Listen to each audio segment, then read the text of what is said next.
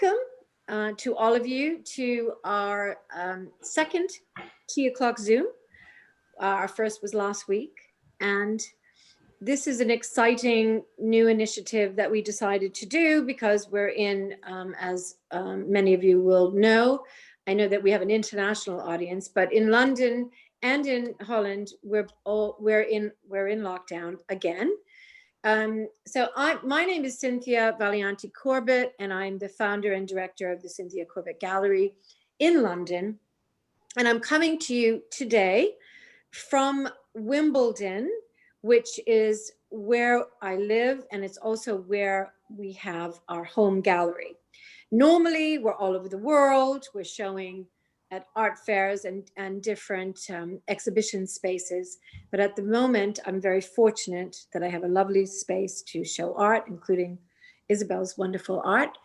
I started my gallery in 2004, and I launched the Young Masters Art Prize in 2009.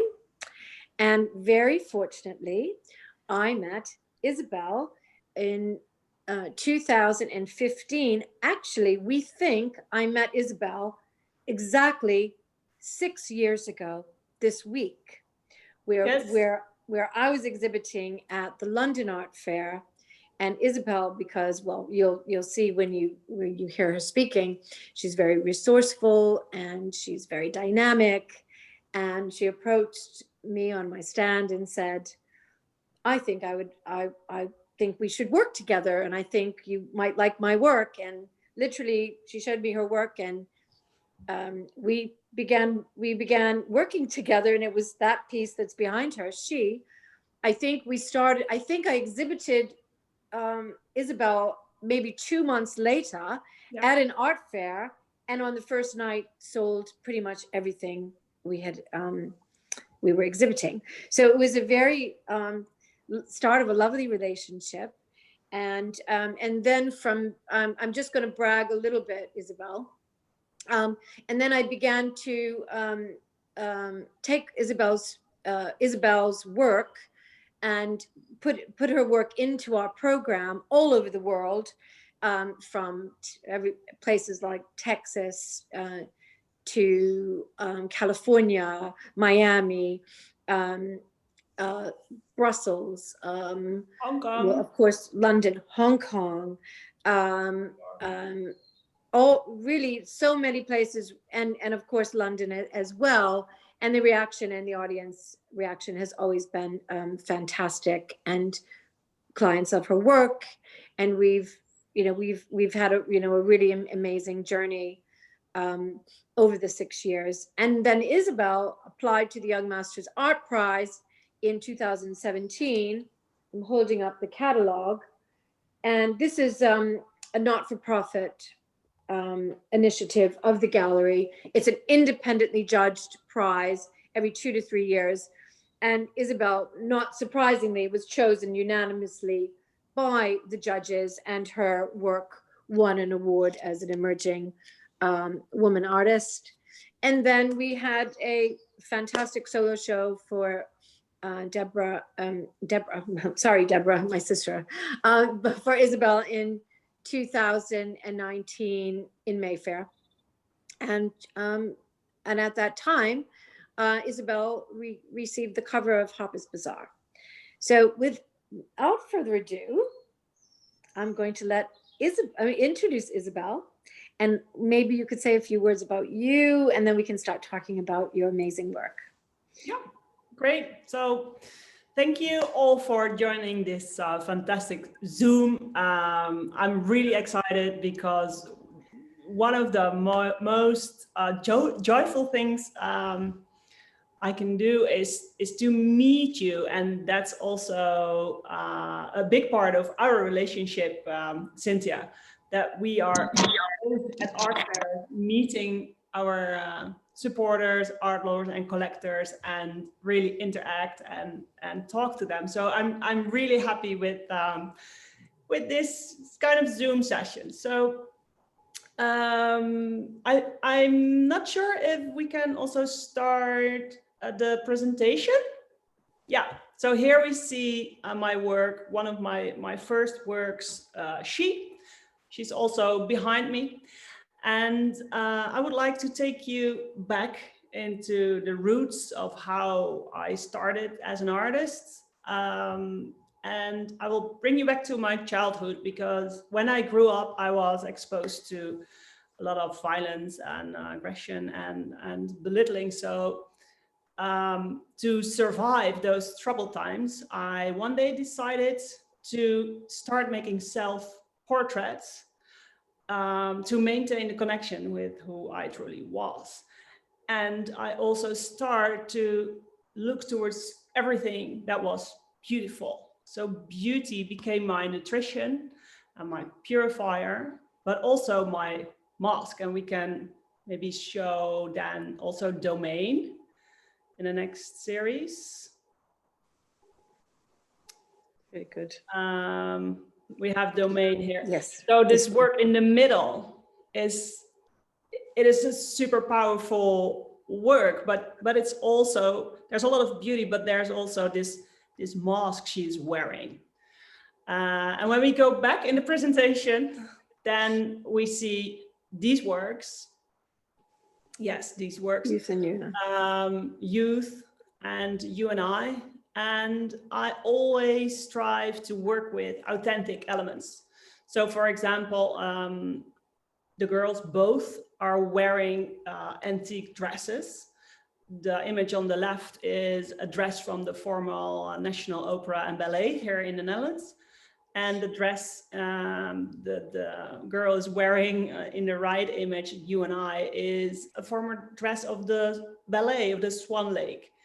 So, and in the end, it becomes a contemporary piece of art.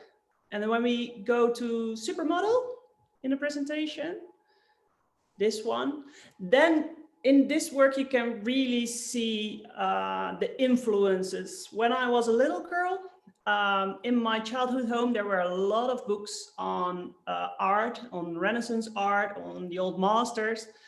And next to those books, there were fashion magazines and really established fashion magazines. And I was looking at the models, the supermodels on the cover. And to me, they breathed some kind of freedom. They were free, they were superheroes. So as a little girl, I thought, okay, this is what I need to become, like a supermodel, to be free from this oppressive childhood. So I worked further as an artist, and like what Cynthia mentioned during my solo show in 2019, this work was on the cover of the fashion magazine. And then you can, when I think back, I was a girl from 6 years old. So never underestimate your your dreams, visualizations, or your desires, or believing in. Can I interject and ask a question here? Because I think this is and really interesting with supermodel, for instance. When you look at this, now I don't know if all our viewers and all our audience realizes, every time that Isabelle does one of her pieces, she is the subject. So yes. She is the model, she's the subject, she is the object, she is the producer, she is the photographer, she is the fabricator, she is finishing it, everything. But this work, yeah, it really tells a lot about you, because you know, yes. It's like the collar. You think about the collar, that's unmistakably. Yes, I wanted to explain about this work, that you can particularly see in this work all the influences from when I was a little girl till now, because you can still see snippets from old masters like Vermeer and Frans Hals, but also the big hair. And hair was a very important aspect of beauty. And in the fashion in the 80s, the supermodels were wearing those big hairs, but also in the old master portraits, hair was a very important element. And again, I'm wearing antique costumes. But that's right, Cynthia. Yes, I'm a one-man show. One woman show. One and woman that's show. also why it's so different from other photography, I think, because a lot of photographers work with a team, but in order to stay authentic and to stay connected with my creativity, I do everything myself. And what I was going to ask you, Isabelle, if we could move on a little bit, because Yes. to the fashion world. Yes. Again, talking about fashion and how much it influenced your work, and from a historical basis and as Exactly. youth. Yes. But then look at what you've been doing with your work. Yes. And who you've been working with. Exactly. Fashion is also a very important element. And as you could see in my earlier works, I worked with antique fashion, like Flemish lace collars and the ballet dresses. And then later on, I reached out to the most important fashion designers of the Netherlands, like Iris van Herpen, Claes Iversen, which we see a dress from Claes Iversen here. And I'm so fascinated by their designs because they're, of course, rooted in the Netherlands, but they also work in a similar way. They like to work with forgotten traditions, and their aesthetics are really high evolved. So I literally took that dress home. I borrowed like a letter from my neighbors. And I'm on this picture on the right, I'm sitting underneath the dress to make a test shot. And this is like a glimpse of how I work. There in this shot, I can already see the final result.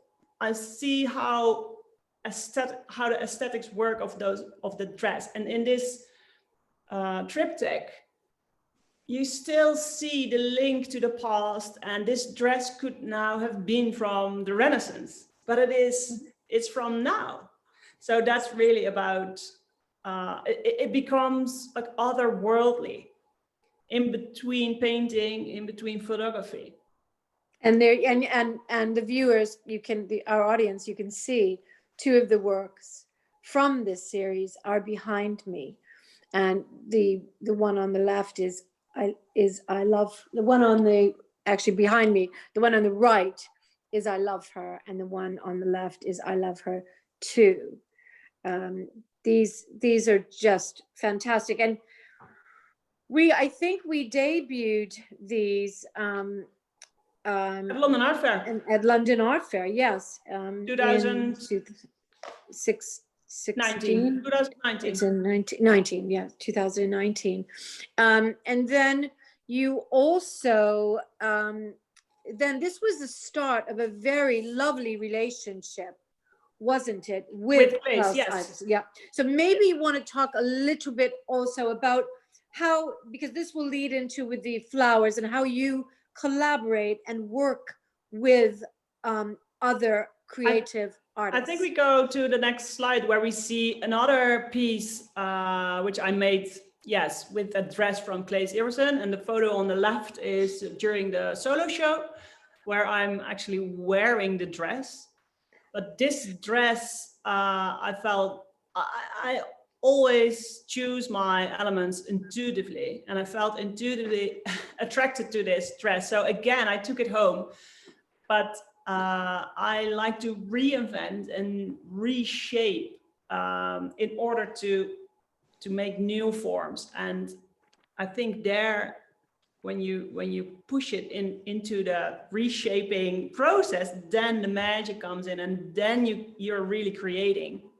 So this piece is called I Am, and I like it that my works now they have meaning, but also when I talk with my collectors and what their feedback on my work is that it reminds them every day to live their highest possible potential. And for example, this work is called I Am because when you see this degradé process and this effect from the lightest to the darkest color, it symbolizes that we need to accept that from ourselves, not only from ourselves, but that's where it starts, but also from other people. And when we really embrace all that we are, the darkest parts and the lightest and everything in between, we can really say, I am.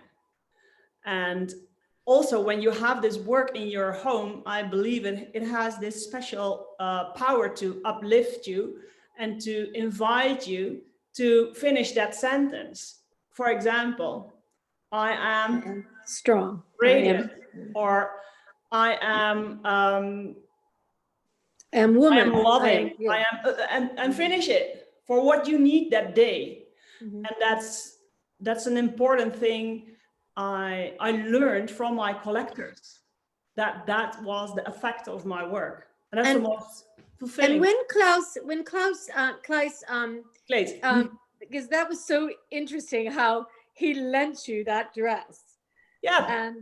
And you so you became, in a way, you became his muse in a you know, but not his fashion muse, his artist muse. But I think yes, I think that's a fruitful collaboration that that you can lift each other.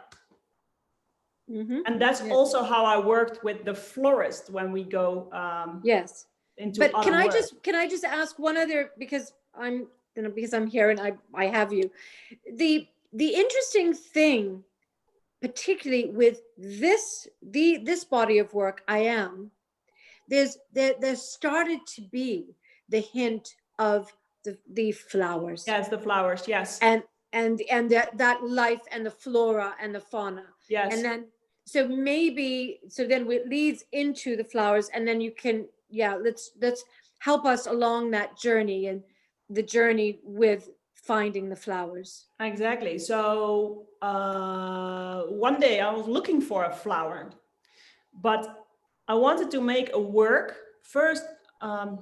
Before I was looking for a flower, I wanted to make a work with butterflies, like a big headpiece with butterflies upon my head, because I just went through a difficult period in my life.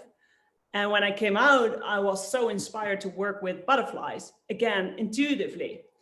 But then I couldn't work with the butterflies because they were dead and you couldn't fold them. So then I started to look to a flower. And I went into this flower shop of the Dutch florist Paul Wijkmeijer. And I was so much drawn into the orchid. And then he told me, do you know that the orchid is the entrance of women? And then I knew, okay, I have to work with this flower. And then he said, but Isabelle, your ideas are impossible. The orchid is the most delicate, fragile flower in the world. You cannot do that. And then I said to him, listen, I do everything on my own. Like what Cynthia told, I'm my own photographer and my whole team. So I think this I can do too. And it's also, I always strive to put the bar higher and go beyond the possibilities, because there you find the new creations. But then I joked to him and I said, or do you want to help me? But then I challenged him, because at the same time he was also looking for a challenge, for a creative challenge. So he was scared because he was this professional florist and he knew how big the challenge was to work with these orchids. But then 2 days later, he brought in 500 orchids, wide, big orchids, into my studio. And we started to work together. And he worked as this florist, but I started to bend the flowers and do unusual things. And then together we created those enormous headpieces. And then which is just astounding. Yeah. I looked up the symbolic meaning of the orchid, and I found a very interesting story of a Dutch botanist. And he went to Java in 1825 to Java. look for a new genus, to look for a new flower. And he thought he saw butterflies amongst a tree. And he came closer. And then he discovered this particularly Phalaenopsis. And last week, one of our collectors was telling me, Isabelle, do you realize that your roots are partly also in Java? How everything is energy. So I think it's incredible. And yes. And maybe go to the next. Can we go to the next slide? Look at this, and look, and these. So the. Can you just, and then just tell a little bit of also about the different species and colors and what, because every time you do a series, every time you do a work, each one is so different. And I just wanted to ask you one other thing about your work, please, to tell our audience, because I think they'll be very interested. Many times in your work, not always, but many times you have crackled. Yes. The woman's skin, your skin, but the woman's skin. Yes. And also I'd love to hear your thoughts about the importance of that and why you did that. So the cracks on the skin, that's really something I start working on with during my very first works. And I bring that in every time because for me, that's it makes the work really timeless, and it still keeps the link and the connection with the old masters. Very much, yes. And it has to be specially fabricated that way.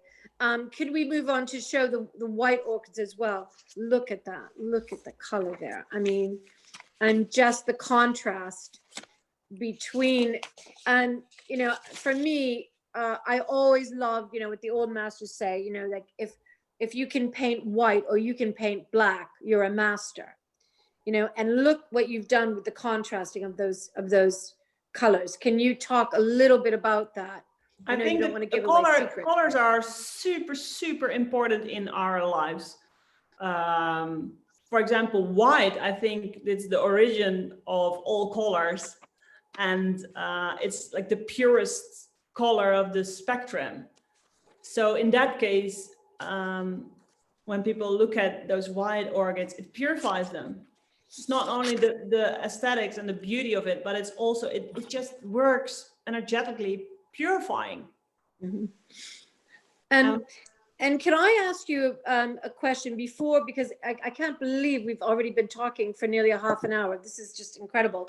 Can I ask you to talk a little bit, Isabelle, about you as an artist and the impact of lockdown on yourself and on your work? And yes, and it would be nice. I think the audience would really like to hear a bit about how you are coping and how you are, you know, how you are creating. Yes, exactly. I would love to show a work behind me as well. Shall I change quickly? Oh, yes. Okay. So while you're changing, I will speak a little bit. Okay. And say hello to various people. What we're going to do, for those of you who might have come in after the introduction, Isabelle's going to talk a little bit about her time in you know, her creative time in lockdown, and then we're going to throw it open to questions. And if people would like to put their questions in the chat room now, we will ask the question in the order that that they're in. So this is a wonderful opportunity, you know, to ask a direct question to, I'm assuming, to Isabelle. You can ask me a question as well, but I think the more interesting party here is the artist. And I don't know, but I think we have people on this call from all over the world. I'm back. Okay.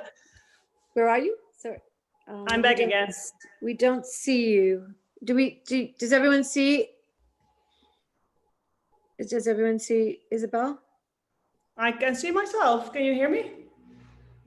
Oh, you need to put, is Isabelle, can everyone see Isabelle? No. Yes, we can. Oh, you can. Okay, great. Okay, I just couldn't see her. Okay. Yes. So yes, I would love to tell about I made so much new work during COVID. Before COVID, I traveled a lot. I traveled to the art fairs. I traveled to Colorado to make new series. But with COVID, I had to stay home. And actually, I am a firm believer that in every crisis, you can find beauty, but you have to look for it. And it's not, you have to ask yourself, how can I use my resources to make a breakthrough so that it is sustainable? So on the day of the lockdown here in the Netherlands, I went to one of my beloved growers, this orchid nursery guy. And I went there, and he and his whole team were literally crying because they had to throw away 80% of their orchids, perfectly grown orchids, containers full. And it was all over the news in the whole world, from China till New York Times. All the newspapers were writing about the Dutch are destroying their flowers, and flowers are our third export project. It's huge. And also, when you look back in the times of the old masters, a flower was really like a status symbol. So I took as much orchids as I could carry. I took the orchids from the containers into my home, and I started to make new series. And those series really symbolize rebirth and renewal and transformation. And they remind us that this crisis doesn't need to be traumatic, but rather liberating. And it's also what this orchid symbolizes, because they're so close to butterflies. And when a butterfly is in a cocoon, it doesn't think about how will I get out? How will it be in a week or in a month? No, it just stays there. It transforms, and when it comes out, it spreads their wings and it goes. So nature teaches a lot of lessons. And when we try to live according to nature, I think we can find a lot of calm there.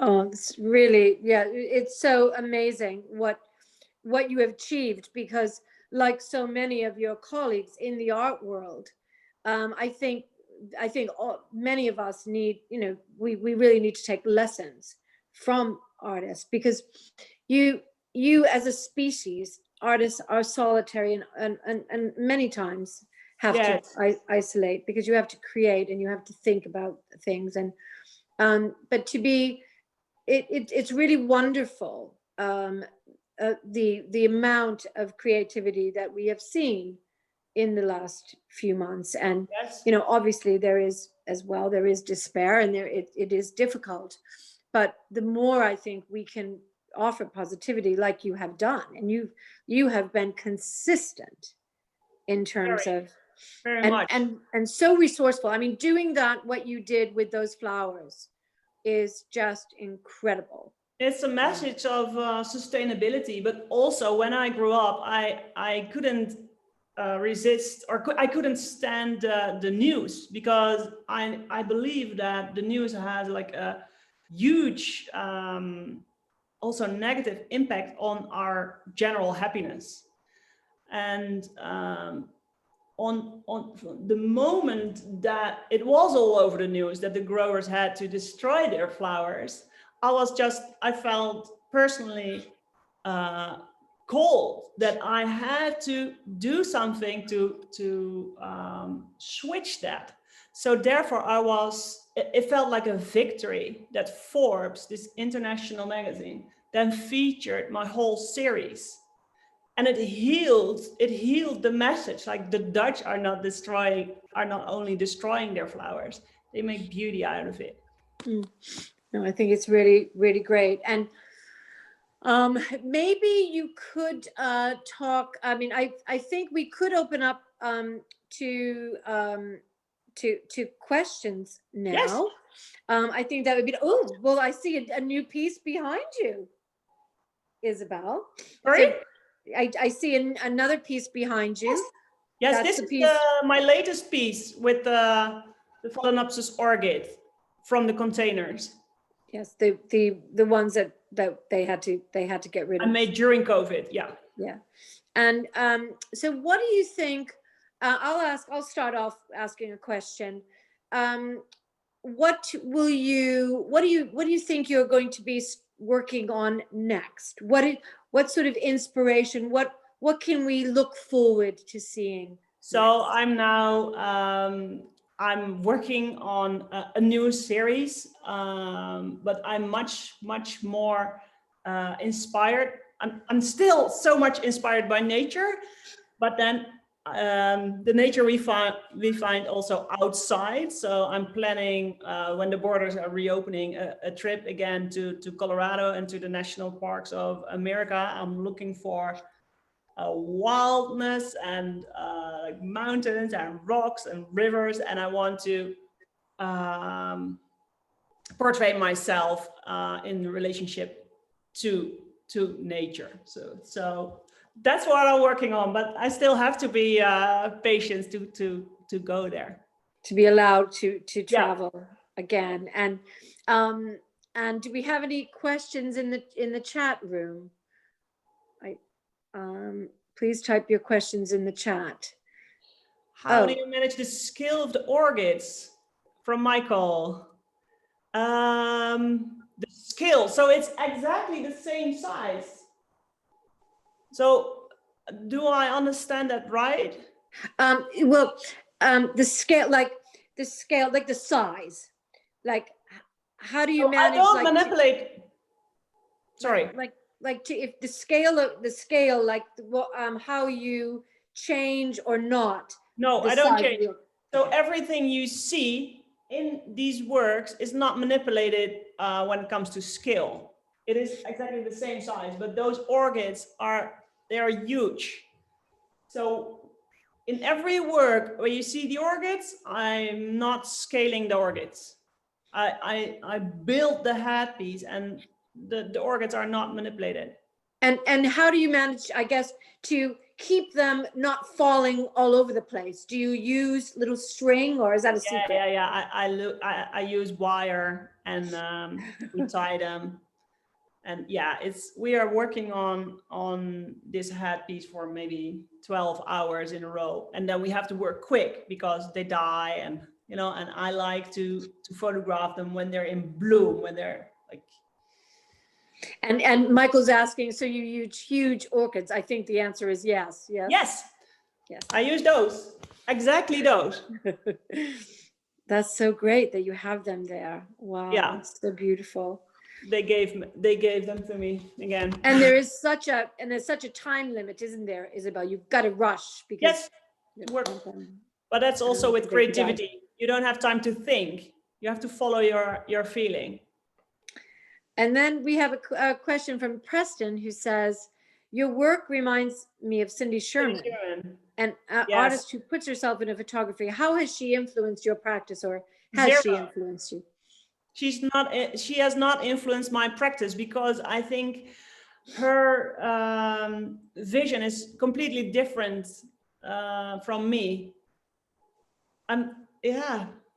I know her work, and I think it's amazing, but I'm so much fascinated by beauty, and I think her work is more realistic, or I don't know how to explain, but Cindy is not really a source of inspiration. It's funny. Do you think it's subject matter a bit? Yeah. And she really is trying to be other people? Exactly. That's not what I'm doing. Okay. But you do always use yourself. I do, but yes, I do use myself, but I think that's also born out of, so when I was young, my teacher in high school, he told me, Isabelle, he knew about my childhood, and he knew about the troubled situation. And then he suggested you should make self-portraits, because self-portraiture is a mirror for your inner state of being. And that's why I started to make self-portraits. And then it became my safe place. I don't, different from Cindy Sherman, I don't want to be someone else.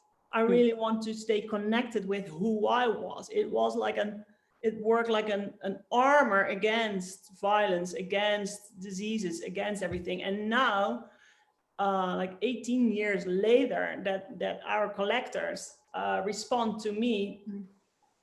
It's now the third collector I heard telling me, Isabelle, I'm going through this horrific disease, cancer, and I'm healing, but I need beauty to heal me, so I want your work.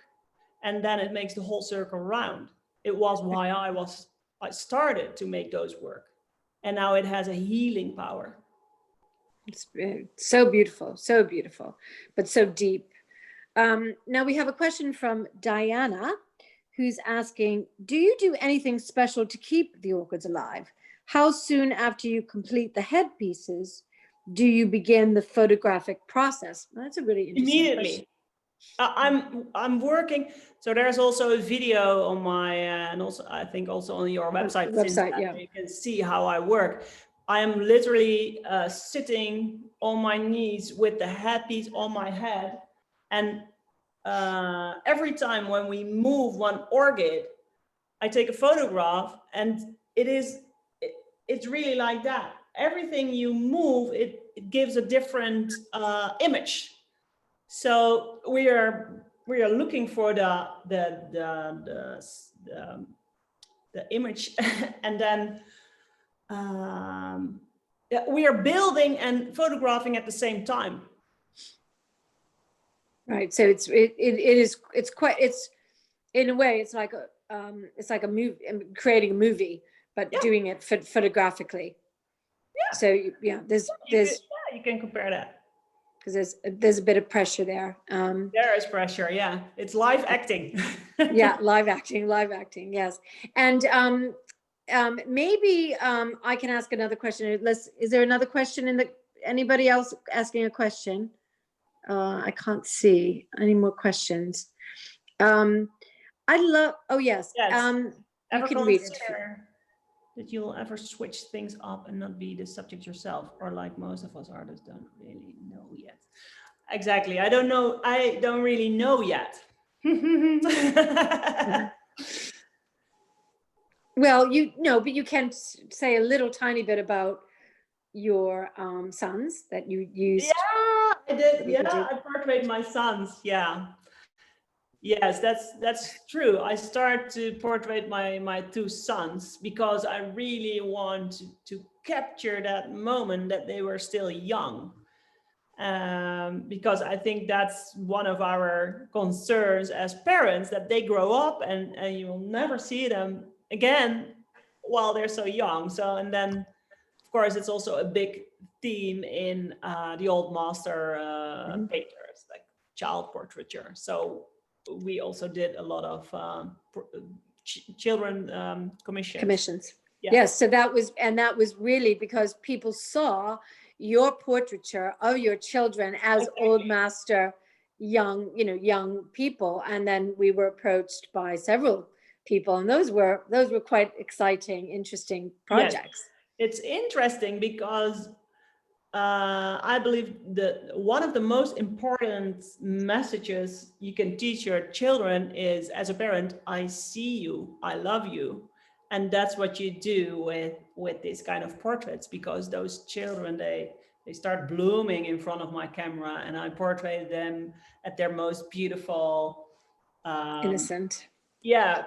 And then they will remember that for the rest of their lives. And then when the parents bring in the portrait in their homes every day, those children see, hey, I am beautiful, or my parents love me. Otherwise, yeah. So before they become self-conscious and like as a teenager, so they're pre-teenager.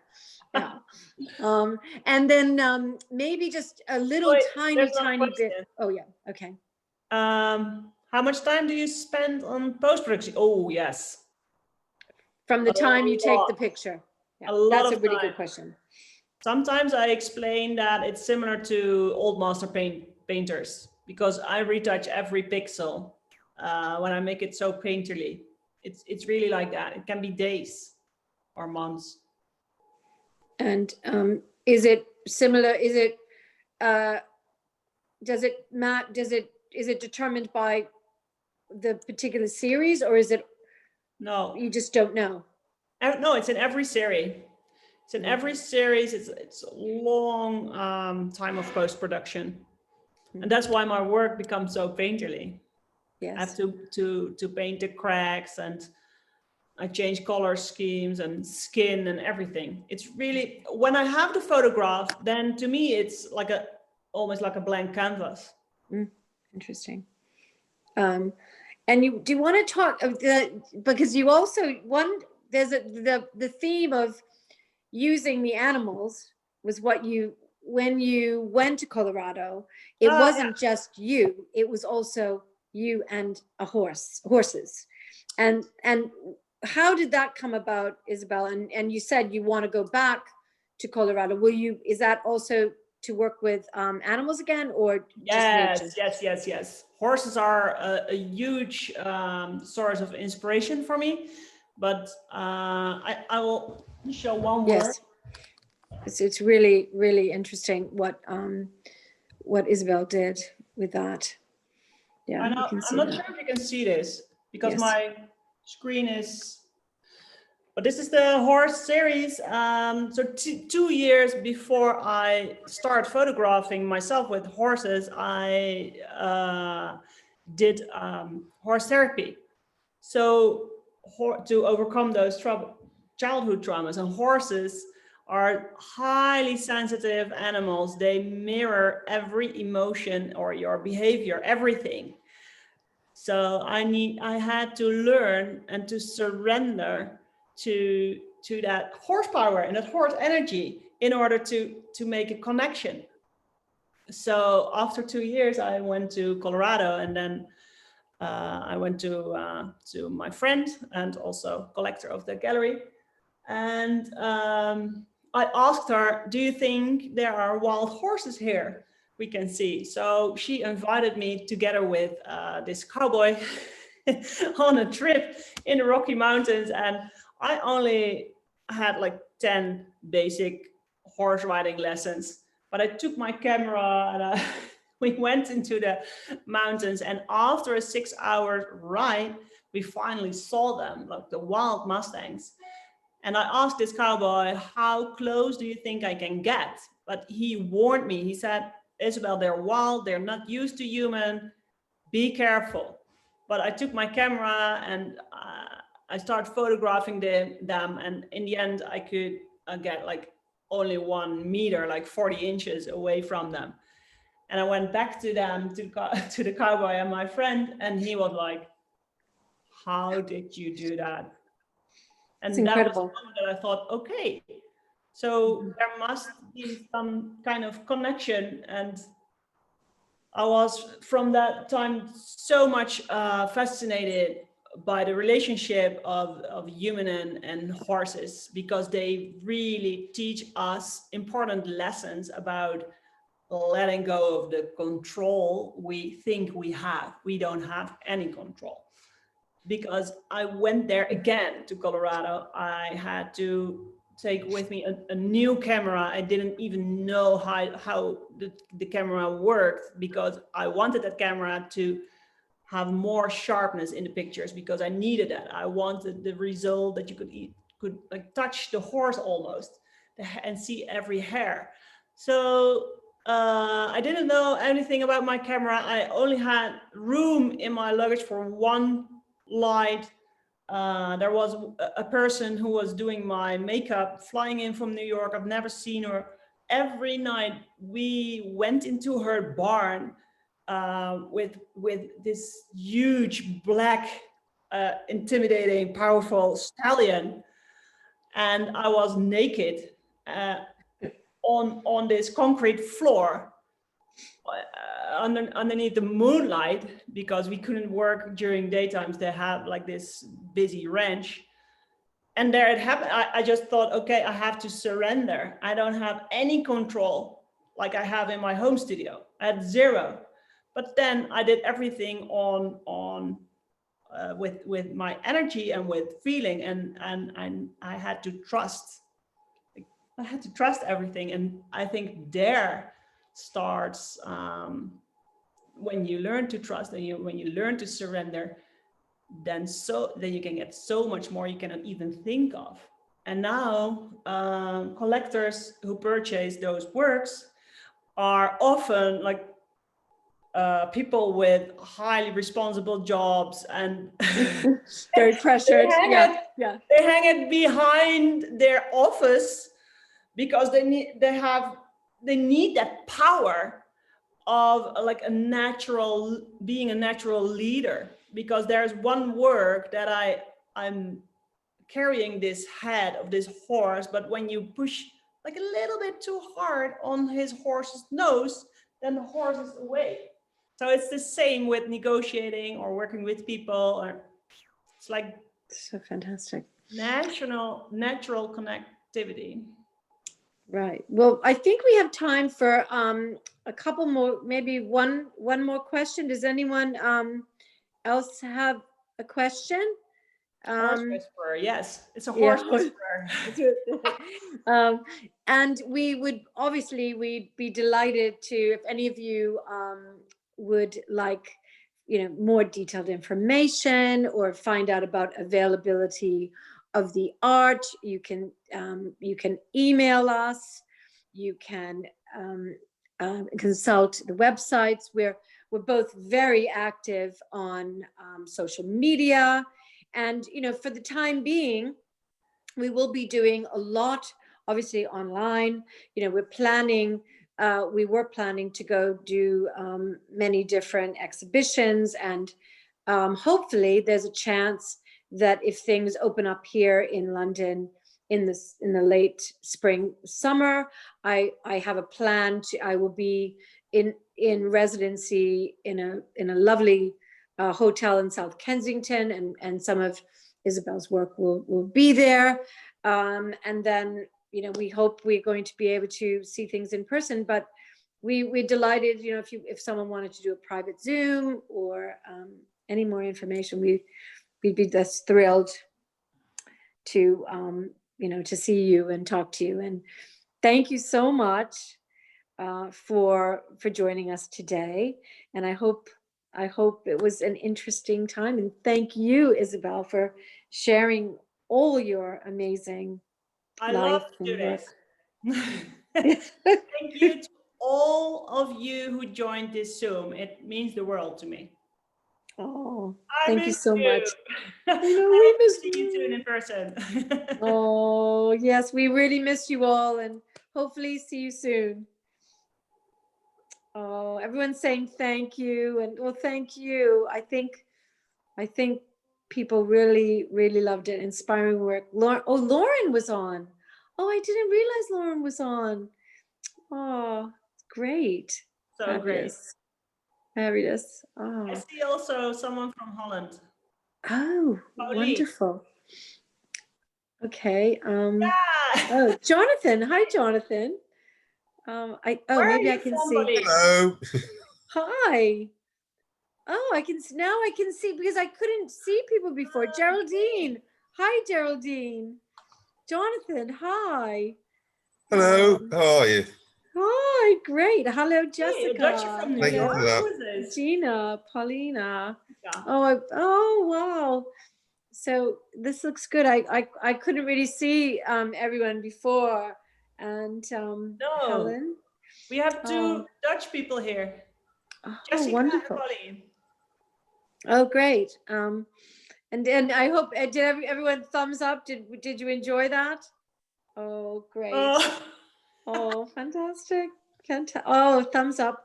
I haven't seen it. A thumbs down. Great. Well, thank you all. And we're going to have more Zooms, more tea o'clock. Maybe I should have said about the tea o'clock, but there's still some people here, so I can tell you I stole the term tea o'clock from my husband, who stole it from John Betjeman, the famous poet.